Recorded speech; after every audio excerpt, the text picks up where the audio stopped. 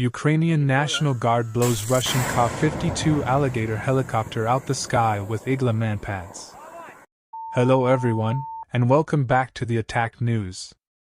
This footage reportedly shows Ukrainian National Guards firing a rocket at a Russian Ka-52 helicopter in Ukraine.